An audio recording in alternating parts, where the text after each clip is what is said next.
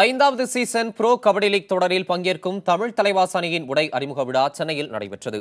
இதில் அணியின் உரிமையாளர்களான கிரிக்கெட் ஜாம்பவான் சச்சின், திரை நட்சத்திரங்கள் அல்லு அர்ஜுன், ராம் சரண் உள்ளிட்ட பிரபலங்களுடன் விளம்பர தூதராக நியமிக்கப்பட்டுள்ள நடிகர் கமல்ஹாசனும் கலந்து கொண்டனர்.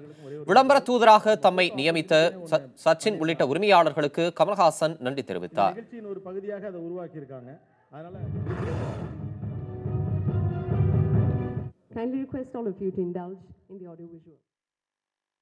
பல்லாயிரம் வருடங்களுக்கு முன்பாக இங்கே தோன்றிய விளையாட்டு தமிழகத்தில் தோன்றியது என்ற ஒரு கூற்றும் உண்டு.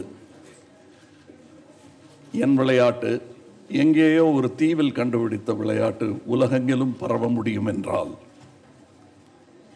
சச்சின் அவர்களுக்கு தெரியும், எங்கோ ஒரு தீவில், ஐரோப்பிய தீவில் கண்டுபிடிக்கப்பட்ட ஒரு விளையாட்டு உலகெங்கிலும் பரவ முடியும் என்றால், நம் நாட்டில் பல்லாயிரக்கணக்கான ஆண்டுகளாக நாம் ஆடி வந்த விளையாட்டு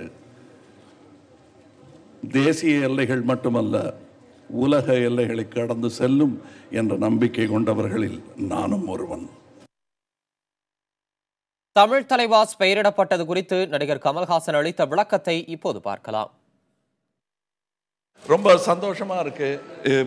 இவங்க தமிழ் தலைவாசன பன்மையில் பெயர் வைத்தது.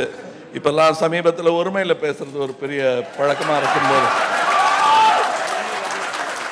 ஏதாவது தப்பா சொல்லிட்டேன்னா சரியா சொல்லிவிட்டீங்க, அதான் பிரச்சனை. தலைவாஸ் அப்படின்னு சொல்லியிருக்காங்க, which means எல்லோரும் இந்நாட்டு மன்னரே என்பதுதான்.